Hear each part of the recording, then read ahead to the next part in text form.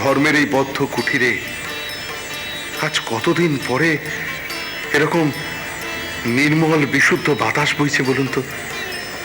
ঠিক ঠিক ঠিক, তাও ঠিক। আপনি বলুন আমায়, আমি শুনবো। হ্যাঁ হ্যাঁ, বলি বলি। ওই কামারপুকুর গড়বেতার মুন্সি, বুঝলেন, ওই ইনাতুল্লাহ সাহেবের বাড়িতে ওনাকে গজল গান শুনতে যেত। সে বাড়িতেই আবার ওনাকে ওই কোরআন পাঠও শুনতো। আজগুবি নয় তো? ওর এক বন্ধু ছিল সেখানকার, ওই শেখ উমেদ আলী, বুঝলেন। সেই উমেদের কাছে আমি শুনেছি। ওই উমেদ ছেলেটি তো এই দক্ষিণেশ্বরে ওর সঙ্গে এখনো দেখা সাক্ষাৎ করতে আসে। আশ্চর্য কি জানেন হলধারী ঠাকুর, এত আচার, এত বাছ বিচার, এত সংস্কারের মধ্যে থেকেও ঠাকুরের মনের ভাব কিন্তু উদার।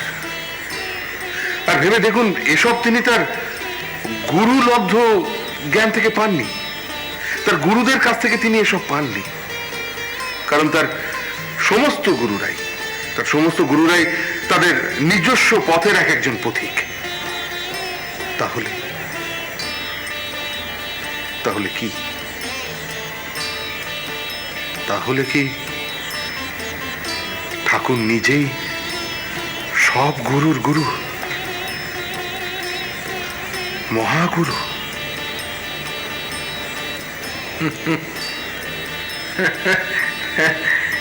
এ ব্যাখ্যা আপনাদের পণ্ডিতদের কাছে। আচ্ছা, আমি বলি, আপনি শুনেন। মান্দারণ গ্রামে ঈদগাহে ও নামাজ পড়তে যেত। আর আমাদের সেখানের ওই দেশের আমডোবা, তারপরে এই আশানগরী গ্রামে পীরের মেলাতে যেত। তখনও আমি শুনেছি একবার ওই মান্দারণ গ্রামের এক ধনী মুসলমান কারবারি তার ওই খড়ের গোলায় আগুন লাগতে ওই বাড়ির কর্তাকে আল্লাহর দূত নাকি স্বপ্ন দিয়ে বলেছিলেন যে আমাদের কামারপুকুরের গদাই ঠাকুরকে গিয়ে ওই পীরের দরগায় সিন্নি মানত করতে। কই, এ কথা তো আপনি আগে কখনো বলেননি। আগে বলিনি বলতে, ওর ওই ভালো ভেবেই এ সমস্ত বলিনি। এখানকার এই মন্দিরে ওর এত রকম ছন্ন ছড়া আচরণ, সেসব নিয়ে এত ভয় ভয় থাকতুম। আর তাছাড়া একটা সত্যি কথা বলি,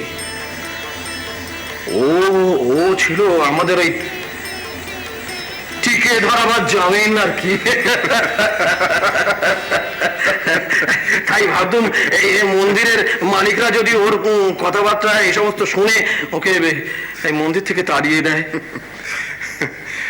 আর এখন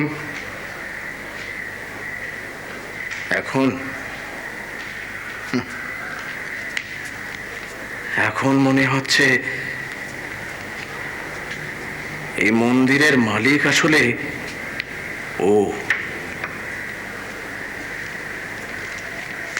না হলধারী ঠাকুর, না, মন্দিরের মালিক উনি নন। উনি এই জগৎ সংসারের মালিক।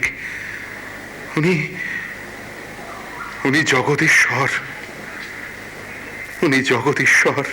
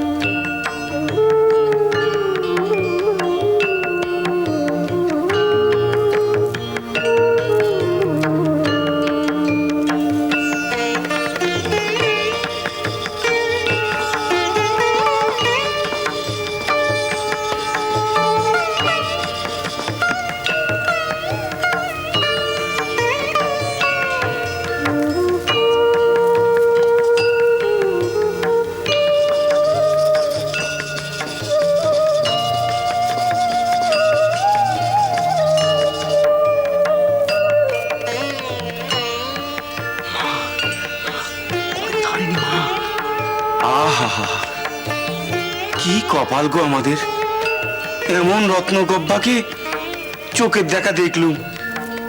আমাদের জন্ম সার্থক হয়ে গেল গো। বুঝতে পারলে পালিয়ে যাবে, আস্তে কথা বলো।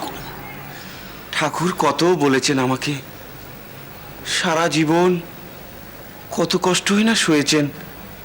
এই একবার একবার ছুটতে গিয়ে প্রণাম করে আসবো। হ্যাঁ, এত অস্থির হচ্ছ কেন?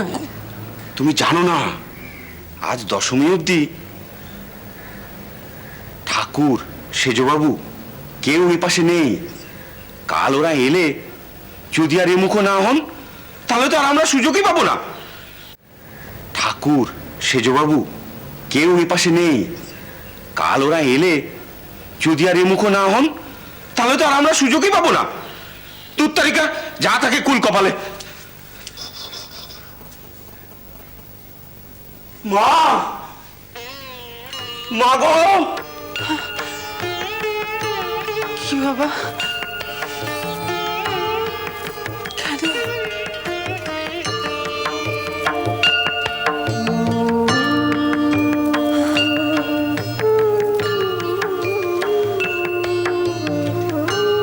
আমরা প্রণাম করবো মা। হ্যাঁ মা, প্রণাম করবো।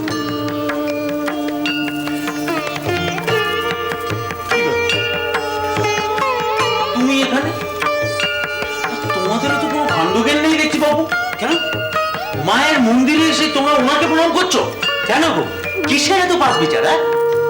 তোমরা এটা বোঝো না? মাতৃ বিগ্রহের সামনে প্রণাম করলে অন্য কাউকে মা মা দোষ নেন। কিন্তু কাকে প্রণাম করলাম সেটা একবার ভাবো তো ঠাকুর মশাই। হ্যাঁ, স্বয়ং ভগবান শ্রীনারায়ণের গর্ভধারিণী মা। আহা, এতে যদি মা দোষ নেন তাহলে মায়ের দোষ কাটবে কে বলো তো? হ্যাঁ, ঠিক ঠিক। চুপ চুপ, যত বড় মুখ নিয়ে তত বড় কথা। তোমারও তো বাড়ি পা বেড়েছে দেখছি। হ্যাঁ, কুটি বাড়ি ছেড়ে মন্দিরে সারাক্ষণ ঘোরাঘুরি, কাল সকালেও দেখলুম, আজকেও এসেছো, কি ব্যাপারটা কি? হ্যাঁ রে হৃদু, ওই বদ্ধ ঘর ছেড়ে এখানে এই মন্দিরের দিকটা মন বড় টানে। ধীরা